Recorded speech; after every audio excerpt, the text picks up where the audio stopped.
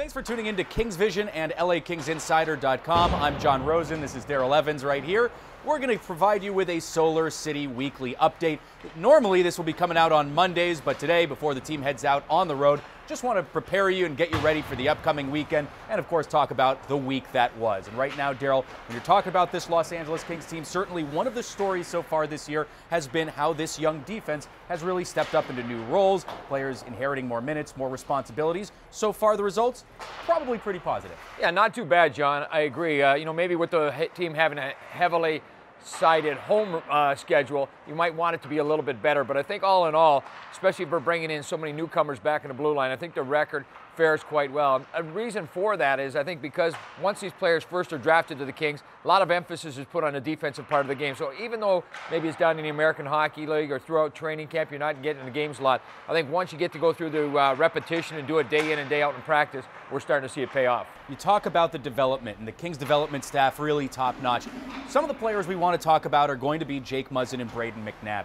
Alec Martinez has been with the team for several seasons now. You look at Drew Doughty, he's Drew Doughty obviously too. But with Jake Muzzin specifically, what has this development staff, I shouldn't say the development staff, really the coaching staff now, as he's entering tenured veteran status almost with this Kings team, what has this Kings coaching staff been working with him in order to get him to play to the best of his ability? Well, I think, John, when you look at it, the separation from Drew Doughty, when a player plays with Drew Doughty, first of all, you're playing against the other team's top players each and every shift. And I think for Jake's case, he's done a great job at adapting that to the pace of the hockey game. And I think now they feel that they've got that trust in him that he can now spread out and go amongst the other guys. And now he's playing with Alec Martinez, and it's been a great pairing. And because Alec's playing his offside, Jake's maybe got to pay a little bit more attention to some of the detail out there. But Jake's really emerged nicely, plays in all the critical situations, power play. He can play him against the other team's top-end players, and you still see him starting to produce the numbers. So he's doing a great job with it. Really a string of terrific games that he's been able to put forward. Alec Martinez, you discussed, he's inheriting a lot more roles. His power play, or I should say his penalty killing time, really increasing quite a bit over the last several seasons too. Brayden McNabb, we saw him have maybe a game that he'd like to build from earlier this week back on Tuesday night against the Arizona Coyotes. Still, by and large, he's had a strong start to the season. When I talk to the coaching staff, though, we want to try and eliminate those types of games that he maybe had on Tuesday, but he's still somebody that, again, he has that size, he has that mobility. He seems like that modern NHL defenseman within the Kings system. By and large, he's been pretty good. Yeah, John, I think you're going to get those moments from time to time. It happens to, the best of players. But being a young player, and again, he's playing against top-end players because he's been paired up with Drew Doughty. But you don't want to stop him from, or encouraging him from to go out there and try things. You want him to make the sound plays in the defensive zone. And, of course, that one play that we're talking about was the pass up the middle of the ice. It's just a play that, it's one of those no-nos in hockey, but everybody does it at one time throughout the course of their career, if not many times. So I think big thing for him is not to go out of his way to make that big hit. He's a big, strong guy, and he can really hurt some guys with the way he punishes them.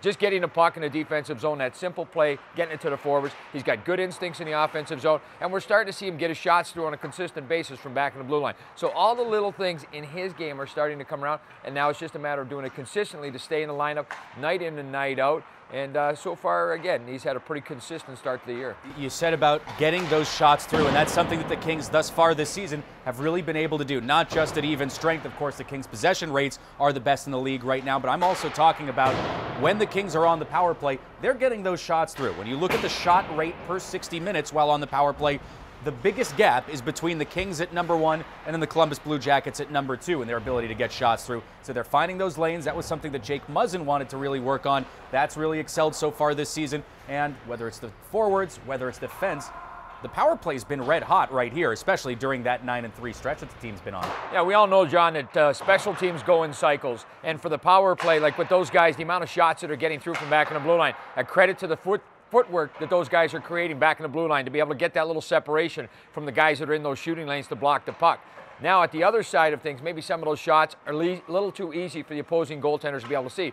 So if you combine that with net front presence, a little bit more of a screen, and the placement of those shots, like if you can put the puck where a goaltender's got to make a pad save, unable to play it with his catching hand, now you create that second opportunity. We all know that your scoring increases when you can start creating second and third chances out there. So many goaltenders, especially from shots from back in the blue line, you let them see those shots, you're going to make the saves on a high percentage time. You almost perfectly described the championship winning goal by Alec Martinez from a couple years ago. Of course, that was on 5-on-5 play.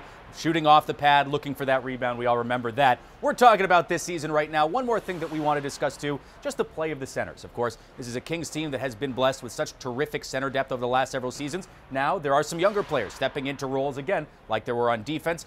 There's no more Jarrett Stoll. There's no more Mike Richards on this squad. So guys like Nick Shore, Andy Andrioff, Jordan Wheel also pushing for an opportunity as well. So far, when you look at some of those younger guys, players like, as we said, Nick Shore, Andy Andrioff, what are they focusing right now on as we're getting to that 15, 16, 17 game point of the season? Well, still early in the year, John, but it's a detail for the young guys. You know, you got to pay attention to what's happening in a face-off circle, first of all. And the Kings right now at the early part of this year, they're a little behind at winning face-off winning percentage. It's an area that all the centermen need to improve upon. Nick Shore has actually done a great job to this point.